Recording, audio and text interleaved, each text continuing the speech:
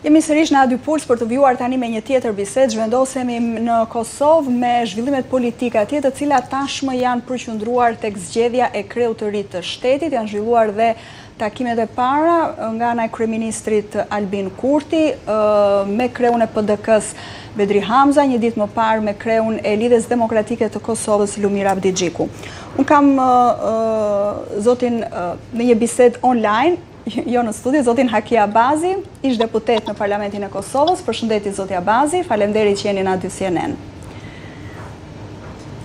Përshëndetje për ju dhe shikuesit. Zoti Abazi, si e vlerësoni qasjen e partive politike të krerëve të tyre të zotit Kurti, Abdigjiku apo Hamza deri më tani në negociatat që ata po zhvillojnë për presidentin e ri?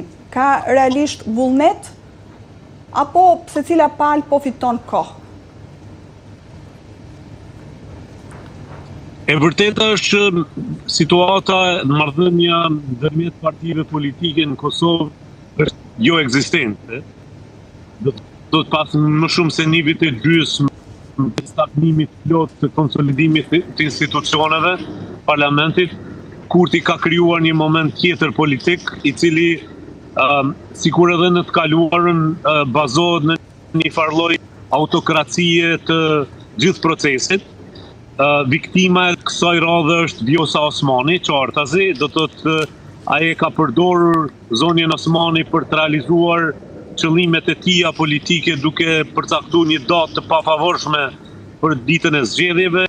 Natyrisht ka mbajtur zonjën Osmani afër për përqindje të votave të cilat ajo ka në krejt mjekullën e madhe politike që është krijuar në Kosovë pas ndaljes saj nga Lidhja Demokratike e Kosovës, dhe tani Kurti është në realizimin e skenarit të titës, e cila është goditja ndaj zonjës Osmani si një oponent politik dhe tentimit që këtë goditje faturoj opozitës dhe partive opozitare.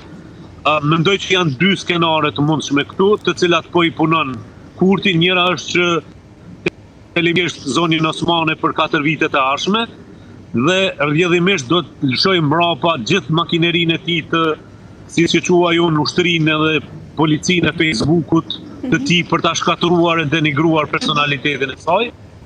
Dhe e dyta është që tentoj të çor familje të rëndësishme në këtë stad politik për të arsyetuar veprimet e tij politike.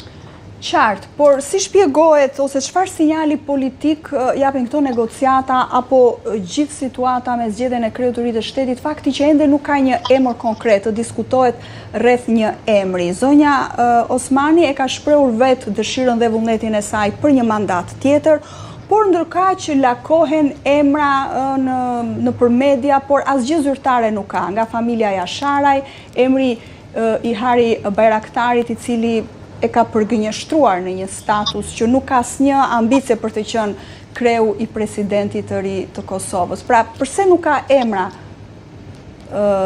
zoti Abazi? Kur nuk ka dialog politik, dialogu politik dhe proceset demokratike në Kosovë kanë përfunduar se ekzistojnë. Dhe Kurti, sikur e merr këtë situatë krijuar për avantazhet e tij, dhe mandej lëshohen në media edhe diskutim publik opsione të cilat krijojnë zhurmën mbi të cilën ai do të ndërtoj veten si vendimarrësi i vetëm. Dhe kjo është natyra e funksionimit politik të Kurtit, duke mbajtur në terr të plot çdo lloj procesi që ka ndodhur, me idenë që mandej krijon momentumin për përfitimet politike. Do të thotë, këtu nuk ka të bëjë fare me këto opsionet për cilat po flasim. Qartazi, zonja Osmani nuk e ka përkrajën e Kurtit dhe 30 votat e domosdoshme për të qenë kandidat.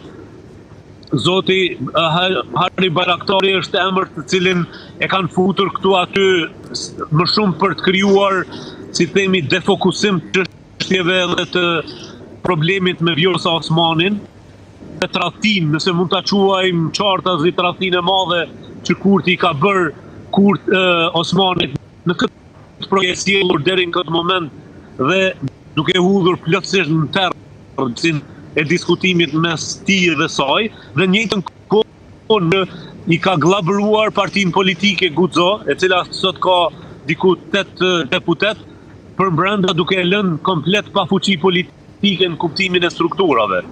Ndërsa për familjen Jashari, unë uroj që Kurti të mos merr këtë që të shkarraves edhe emrin e familjes Jashari këdën nga për të përfituar poena politik, sepse do ishte e turpshme nëse do e vendoste në lojë një familje me kaq shumë kredi, me kaq shumë reputacion dhe me kaq shumë histori e sakrificë për Kosovën edhe kombin shqiptar.